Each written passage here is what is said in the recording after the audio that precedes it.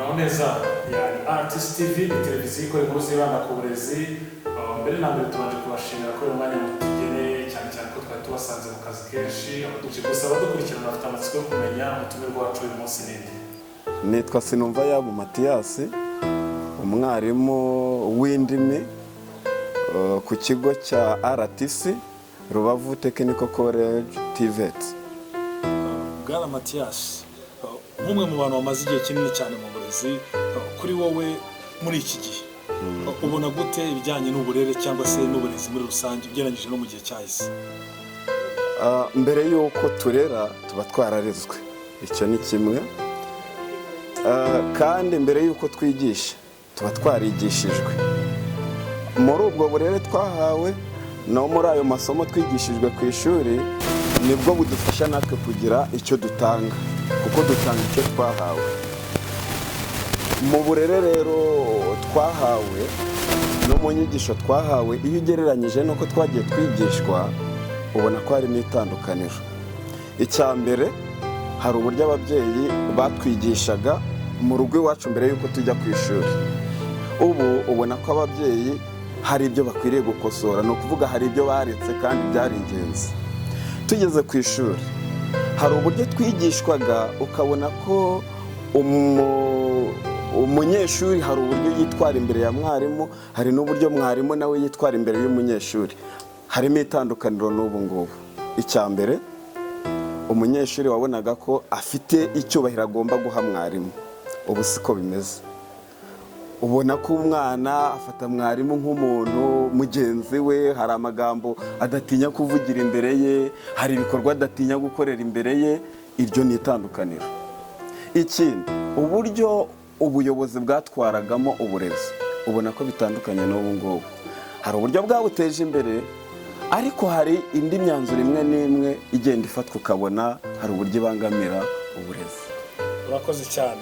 Ese ibyo byaba bifite aho bihuriye n'ireme ry'uburezi cyangwa se n'ijambo rikunda kugaruka imyaka igashira indi igataha ngo bari guhangana n'ireme ry'uburezi, bari kugerageza ngo ku ireme ry'uburezi, ibyo bihuza gute nk'umurezi? Ibyo ngibyo birumvikana ko hari aho bigomba kugira ingaruka. Ireme ry'uburezi ntabwo rishakirwa ahantu hamwe. Ni ukuvuga uburezi uko buteye, buriya abantu bazi umuco wa Kinyarwanda n'uburyo tubaho, uburezi bw'umwana bumeze nk'uburyo umuntu ateka ateretse inkono ku mashyiga. Uzi ko inkono utashobora kuyitereka ku ishyiga rimwe ngo bikunde, nta nubwo wayitereka ku mashyiga abiri ngo bikunde. Iyo ugiye guteka ni ngombwa ko ufite amashyiga 3. Ayo mashyiga 3 ni ukuvuga yuko agomba kuba areshya kugira ngo yunganirane. Iyo atareshya yankonisha igishyiga, ni ukuvuga bimwe birashya ibindi ntibishye. Uyu mwana nawe niko ameze, agomba kubona uruhare rw'umubyeyi, akabona uruhare rwa mwarimu, akabona n'uruhare rw'ubuyobozi. Abo bose bagakora inshingano zabo. Iyo habonetsemo umwe udakora uko bikwiriye, birumvikana rya reme ry'uburezi ntibizashoboka. Ubwo ni ukuvuga iki? Mu myanzuro ubuyobozi bufata bukwiriye gufatanya na mwarimu. Mwarimu uburere aratanga akabuhuza n'ubwo umubyeyi yatanze. Umubyeyi nawe akamenya ubwo umwarimu yatanze, bagahuriza hamwe kugira ngo rigerweho. Iyo bitabaye ibyo rero, niho uzasanga umwana yavuye mu rugo nta kinyabupfura yatojwe. Mwarimu arajya guhangana no gukosora, bityo ibyo yagombaga gutanga bidindire. Noneho uruhare rw'ubuyobozi, ababyeyi bagira uruhare mu kumenya uburenganzira bw'umwana no kubwigisha, ndetse n'abarimu bagira uruhare mu kubwigisha nk'abantu babushyira mu bikorwa. Kuko iyo bivuzwe n'abanyapolitike babivuga mu buryo buri politike nyine, kandi no kubikora bazabikora muri politike. Mu gihe mwarimu arabivuga mu magambo anabishyire mu bikorwa, umubyeyi abivuge mu magambo abibwira bagenzi be anabishyire mu bikorwa, ibyo nibyo bizatanga umusaruro. Nanone sinatuma dutandukana utambwiye gato ku kijyanye n'amasomo ajyanye n'ubumenyingiro by'umwihariko.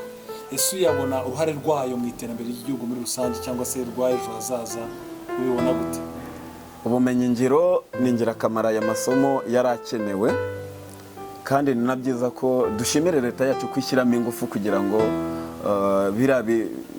ari amasomo atezwa imbere.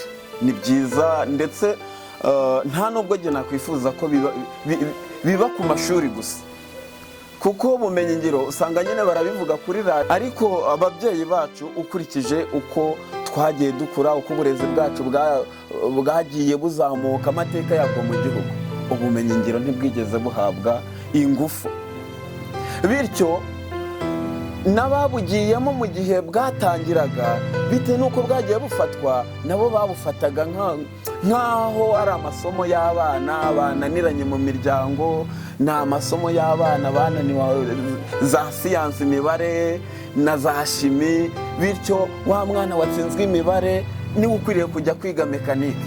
Aho usanga umubyeyi ahamagara diregiteri ati nyakubahwa diregiteri, umwana wanjye imibare yaramunaniye, none ndabinginze mwakabyaramwe nimumfashe numvishe ko mwigisha mekanike mu rwaza. Ntabwo ari amasomo ari ay'abana babaswa. Bityo rero uko mbibona leta ikwiriye no kwigisha ababyeyi bacu kugira ngo bumve ko ni amasomo igihugu gikeneye kugira ngo gitere imbere, bityo nabo bagira uruhare mu kuyakundisha abana, kubera ko abana iyo bavuye mu byaro, iyo bavuye mu cyaro batazi ibyari amasomo, aragenda nyine kuko atazi ibyo arimo, we arumva ko bamujyanye hariya kugira ngo ajye kwirirwa afungura za buro z'imashine, za moteri, ntabwo yumva yuko agiye kubyiga kugira ngo azateze igihugu imbere n'ubuzima bwe muri rusange. Babibakundishe bakiri mu miryango, birumvikana ko mbere y'uko umwana abikunda nuko umubyeyi aba yabikunze mbere. Hakabamo n'ikindi kiba muri sosiyete yacu, tuzi ko ababikora ari abasinzi, bityo n'umwana ugiye kubyiga rimwe na rimwe azi ko biriya bintu ni ibintu byigwa n'abanywanzoga n'abanywantabi, bityo niyo agezeyo abyakira gutyo, ugasanga noneho babana ahubwo aho kugira ngo bige, rimwe na rimwe bagiye guhangana n'abarezi babo bababuza ya myitwarire mibi nyine.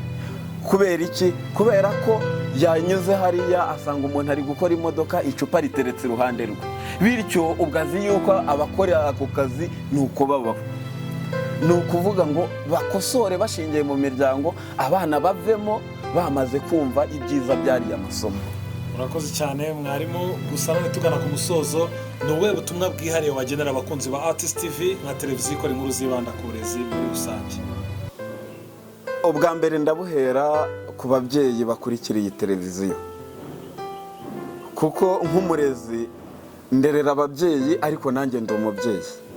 Ababyeyi bakwiriye gukurikira iyi televiziyo babikunze, ntihagire inkuru n'imwe bacika, kuko harimo inyigisho.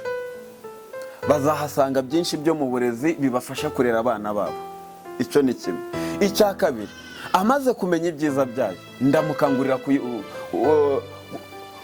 kumenyesha abandi babyeyi ibyo yungukiyeho, kandi akabamenyesha ko iyo televiziyo ihari kugira ngo nabo bayigireho. Hanyuma ikindi, ndasaba urubyiruko ruyikurikira ntiruyifate nka televiziyo yo kubanezeza gusa, ahubwo bakuremo amasomo. Niba basanzeho ikiganiro kigira icyo kibigisha, nibamara kuyigiraho amasomo bayikuyeho bajye kuyashyira mu bikorwa. Ni ukuvuga iyi televiziyo ntabwo iri gukangura ababyeyi gusa, ahubwo irigisha n'abana kubyaza umusaruro ibyo bize, haba ku ishuri, haba n'ibyo bigiye imbere y'ababyeyi babo, n'ibyo bigiye imbere y'iyi televiziyo. Aya ni amasomo bakwiriye gukuramo. Kandi nongere mbibutse iki, iyo ushaka kuba umugabo ubyaza umusaruro ibyo wize ukiri muto, kuko iyo umaze gukura usigara utungwa n'imbuto zivuye muri bya bindi wize nyine ukiri muto. Ari byo abanyarwanda bagira bati agakono uzicumba, ugeze mu zabukuru ugaca hakibona. Turabashimiye, nizere ko n'ubutaha ndabizi neza iki kiganiro kizakenera kugira part 2 na part 3 ndetse n'izindi part nyinshi. Nizere ko nitubasaba umwanya muzawutugendera. Murakoze cyane, nditeguye, ndi umurezi kandi ubikunda, utifuza no kubivamo. Igihe cyose mwankenera kugira uruhare mu burezi rwose ndi tayari, nditeguye. Murakoze cyane. Murakoze cyane. Mugire umugoroba mwiza. Yego namwe.